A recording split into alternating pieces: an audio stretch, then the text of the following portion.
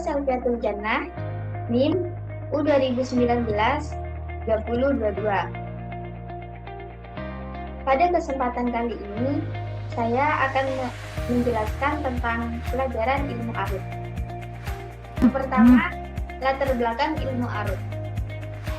Karya sastra sebagai wujud dari hasil pemikiran manusia yang diciptakan untuk diapresiasikan oleh pembaca. Salah satu produk karya sastra adalah puisi.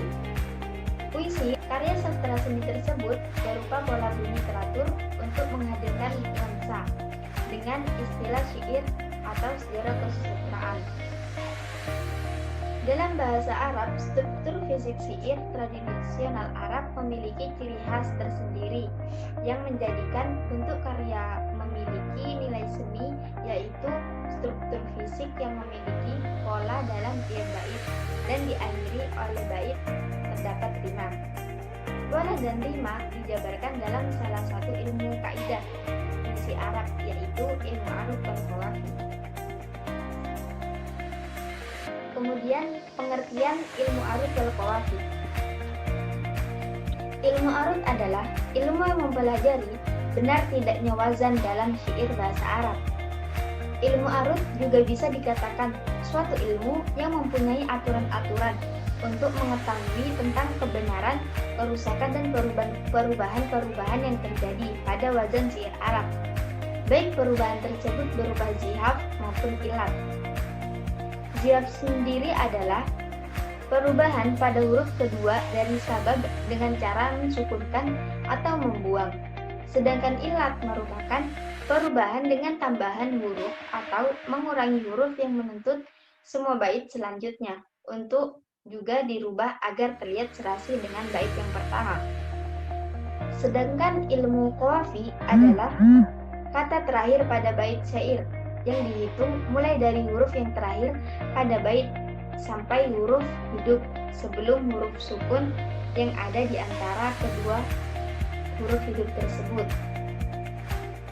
Materi-materi dalam ilmu arut ialah materi yang berhubungan dengan syair seperti bahar dan takti. Kemudian bahar. Bahar menurut bahasa Arab adalah laut atau samudra.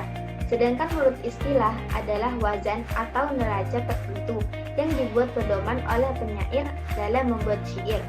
Jumlah bahar ada 15 menurut Imam Al-Khalil, sedangkan menurut Imam Akhfasi jumlahnya ada 16 dengan menambah bahar mutadori.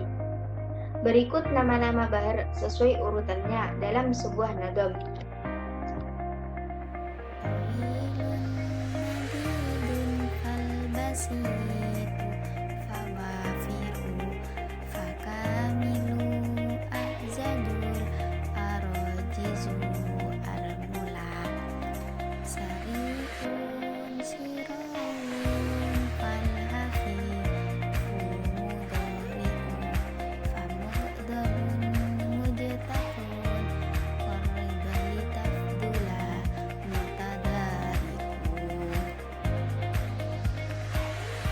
Kemudian di sini saya akan mencontohkan penjelasan tentang pada bahar wafir.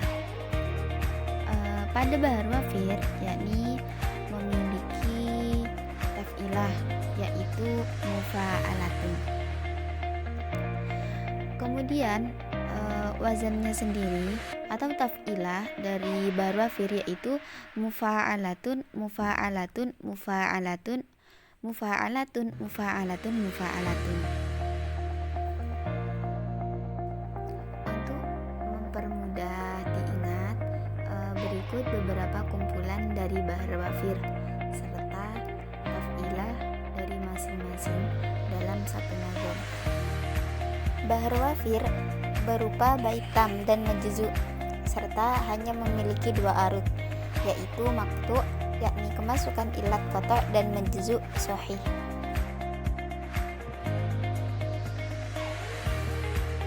Kemudian takti. Takti berasal dari kata qata'ah, yaitu memotong-motong bait syair menyesuaikan taf'ilah yang ditentukan dalam wazan syair atau bahar. Berikut adalah contoh dari mentakti.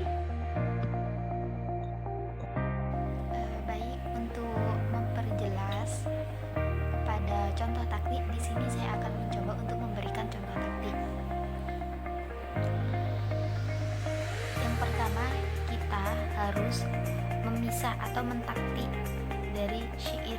Di sini saya menggunakan syair qasidah dalam diwan Imam Al-Haddad, yakni menggunakan bahar wafir, yakni dengan wazan mufa'alatun mufa'alatun mufa'alatun mufa'alatun mufa'alatun mufa'alatun. Yang pertama ini adalah alayana. Alayana ini kalau kita lihat adalah berharokat, berharokat, berharokat, mati, berharokat, berharokat, berharokat, mati, yakni mengikuti wazan mufa'alatun, dimana mufa'alatun ini adalah termasuk yang sahih. Mengapa dikatakan sahih? Karena taf'ilah pada bahar wafir sendiri adalah mengikuti wazan mufa'alatun. Kemudian kita lanjut kepada zulaina alal, yakni apabila kita tulis adalah berharokat berharokat mati, kemudian berharokat berharokat berharokat mati. Apabila kita lihat zulaina ini mengikuti wazan mufa'alatun, yakni mufa'alatun sendiri termasuk kepada sahih. Mengapa dikatakan sahih? Karena mengikuti kepada taf'ilah bahar wafir, yakni mufa'alatun. Kemudian katibi, yakni apabila kita tulis adalah berharokat berharokat mati, berharokat mati, mengikuti taf'ilah fa'ulan. Apabila kita lihat fa'ulan sendiri adalah termasuk kepada maktub.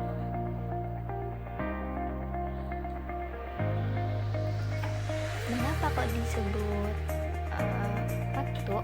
Karena menghilangkan sabab khafif ta'nun pada akhir taf'ilah mufa'alatun menjadi fa'ulan. Kemudian kita berpindah pada istilah selanjutnya, yakni munal wadi. Apabila kita lihat yakni berharokat berharokat mati, berharokat berharokat berharokat mati, yakni mengikuti taf'ilah mufa'alatun. Mufa'alatun di sini adalah termasuk yang sahih karena mengikuti kepada bahar wafir.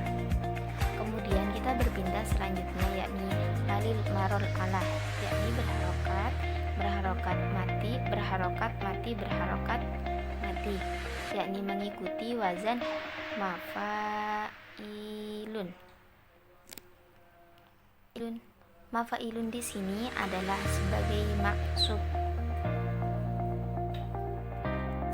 Dikatakan maksub karena mensukunkan huruf kelima yang berharokat, yang pada awalnya mufa'alatun menjadi mafailun.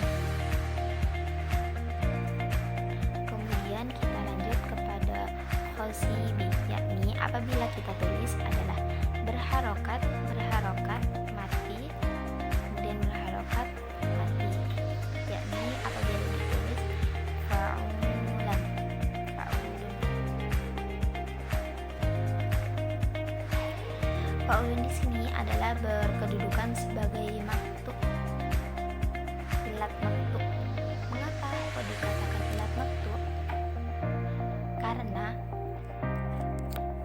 dikatakan ilat maktub karena menghilangkan sabab khafif, yakni ta'nun pada akhir taf'ilah mufa'alatun kemudian menjadi fa'ulun. Sehingga pada bait ini adalah pada taf'ilah yang pertama, pada baris yang pertama taf'ilah yang sahih adalah yang pertama, dan yang kedua pada syair yang kedua yang sahih adalah taf'ilah yang pertama.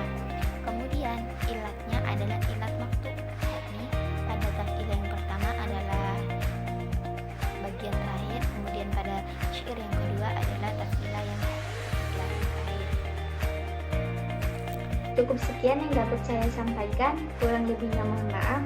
Wassalamualaikum warahmatullahi wabarakatuh.